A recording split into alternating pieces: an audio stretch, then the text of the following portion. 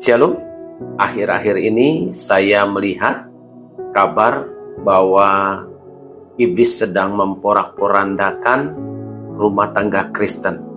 Saya melihat di media-media ada seorang anak Tuhan yang sudah melayani Tuhan, itu sampai berbuat jahat kepada istrinya. Istrinya dianiaya, istrinya dipukul, dan mendapat perilaku yang buruk. Seharusnya kita harus menjadi contoh buat orang-orang di sekitar kita. Apalagi kita yang sudah melayani Tuhan.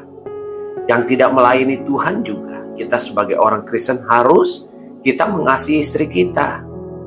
Hai suami-suami, kasihilah istrimu supaya doamu jangan terhalang.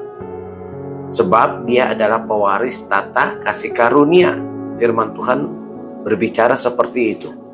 Jadi istri itu harus kita kasihi. Kalau ada masalah, dirembukan. Kalau ada masalah, ditanyakan kebenarannya.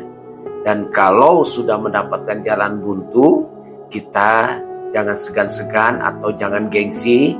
Kita harus konseling kepada orang yang rohani, atau bapak rohani atau gembala di gereja kita. Nah, ini kalau kita biarkan keributan-keributan yang muncul, yang timbul nanti sesuatu yang tidak baik dan berakibat kepada perceraian. Bukan hanya perceraian, tapi diviralkan di media massa. Ya, artinya kita malu, ya, kita seorang pelayan Tuhan tapi berbuat jahat terhadap istri sendiri. Sedangkan kepada yang lain kita berperilaku baik, itu seperti itu. Saya mau katakan, kalau engkau jahat dengan istrimu, engkau berperilaku buruk kepada istrimu, berkatmu akan terhambat, berkatmu akan terhalang. Engkau boleh ada, engkau boleh naik usahamu, dan engkau diberkati lebih lagi oleh karena istrimu yang berdoa. Memang mungkin sikap dan karakter suami dan istri berbeda. Tapi waktu kita diberkati di gereja, kita berjanji kepada Tuhan, hamba Tuhan, bahkan saudara seiman. Dua karakter yang disatukan Allah menjadi satu daging. Artinya kita mengerti sikap istri kita, karakter istri kita, dan begitu pula ya karakter suami, sikap suami. Nah, ini kalau saling mengerti, maka rumah tangga akan diberkati Tuhan. Ada tokoh Alkitab, Abigail, istri dari Nabal, yang luar biasa, ya. Dia seorang cakap, dia cantik, ya. Dia kebanggaan, ya, seorang ayah. Arti nama Abigail seperti itu. Nah, di dalam 1 Samuel 25 ayat 2 sampai ke 3 berbunyi seperti ini. Ketika itu ada seorang laki-laki di Maon yang mempunyai perusahaan di Karmel. Orang itu sangat kaya. Ia mempunyai 3.000 ekor domba dan 1.000 ekor kambing. Ia ada di Karmel pada pengguntingan bulu domba-dombanya. Nama orang itu Nabal dan nama istrinya Abigail.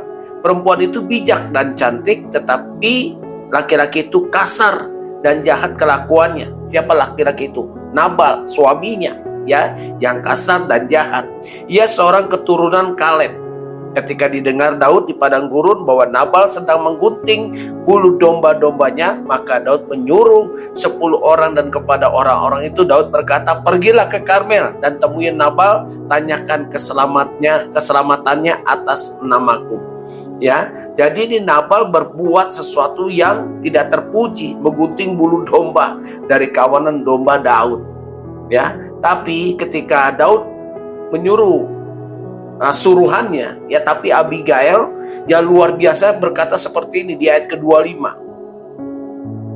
Ayat ke-25 dikatakan, "Janganlah kiranya tuanku mengindahkan Nabal," artinya membenci atau menganiaya Nabal, orang yang dursila itu, sebab seperti namanya demikian, ia Nabal namanya dan bebal orangnya. Tetapi aku hambamu ini tidak melihat orang-orang yang Tuanku suruh. Ayat 26. Oleh sebab itu Tuanku, demi Tuhan yang hidup dan demi hidupku yang dicegah Tuhan daripada melakukan hutang darah dan daripada bertindak sendiri dalam mencari keadilan, biarlah menjadi sama seperti Nabal musuhmu dan orang yang bermaksud jahat terhadap Tuanku. Ya, Abigail orang yang luar biasa. Ya, Nabal seorang kaya tapi jahat. Ya, kelakuannya bukan hanya jahat juga kepada orang lain, bukan hanya jahat kepada di sekitar lingkungannya, tapi dia jahat dan kasar kepada istrinya. Maka Abigail seorang yang luar biasa, ya, dia minta kepada Daud untuk tidak memberikan Nabal hukuman itu seperti atas tindakan yang salah.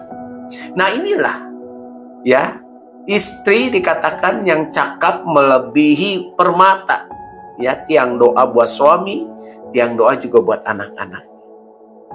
Janganlah kasar kepada istrimu.